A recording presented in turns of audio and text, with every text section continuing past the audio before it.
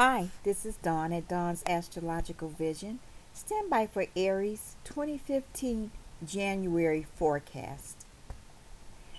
Happy New Year, Aries Sun sign and Aries rising. Starting the year off, Aries, Uranus is still in your sign and will remain until May 15, 2018.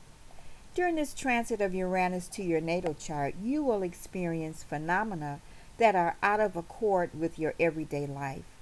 The events that occur can be unusual, upsetting, sudden, and unexpected.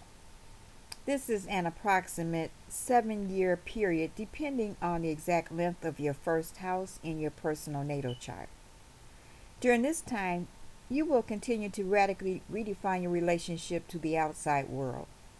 Old patterns will be broken down, which will force people to look upon you differently. The old limitations you had placed upon yourself or accepted from others are no longer acceptable. The full moon in Cancer on the 4th is in your 4th house. It is all about taking responsibility for the past and doing the work to make the future a reality.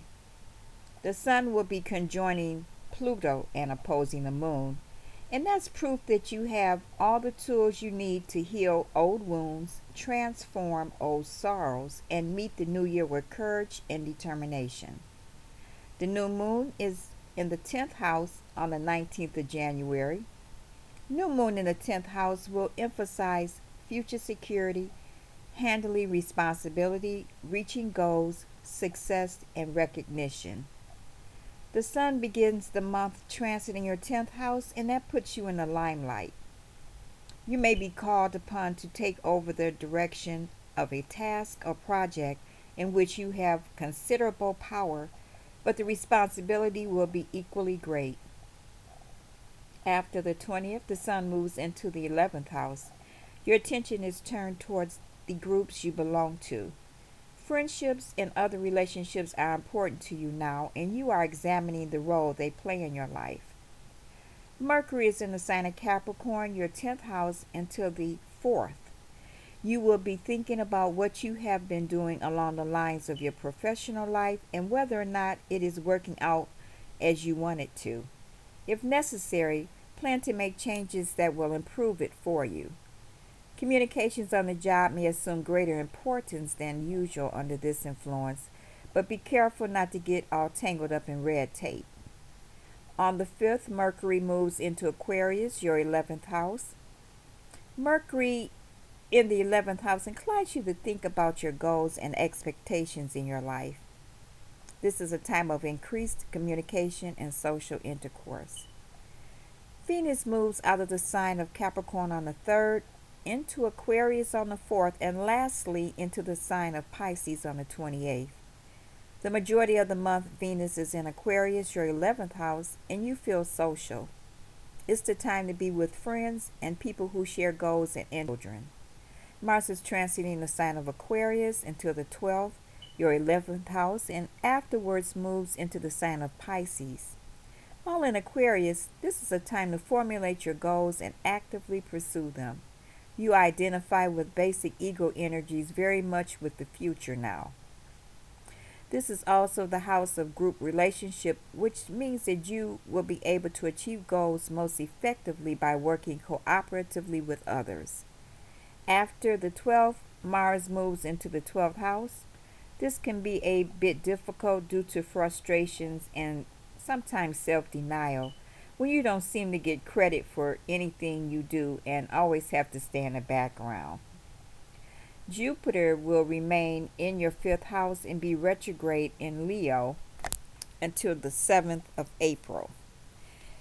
Jupiter is traditionally referred to as the great good fortune, perhaps due to it being the largest planet in the solar system. However, Jupiter is retrograde and Lady Luck appears to have left town. When it retrogrades, the conveyor belt stops working. Therefore, generosity will be limited, and you should think twice before you splash the cash on expensive, large, or important purchases, such as buying a home. Saturn moved into your 9th house. December 24th, and its journey in Scorpio isn't over yet. It's scheduled for one more tour in Scorpio from June through September in order to complete the deep transformations that have been our lot for the last 3 years. Saturn can occasionally bring legal troubles, disputes with partners, relatives, and unfavorable voyages when transiting the ninth house. On the positive side, you will be prone to meditate and think deeply. The last aspect I would like to bring to your attention, Aries, is the retrograde motion of Mercury. On the 21st, Mercury is in Aquarius, your 11th house, and will retrograde for approximately 3 to 6 weeks. Because Aquarius rules social media and communications, this could mean trouble over the airwaves.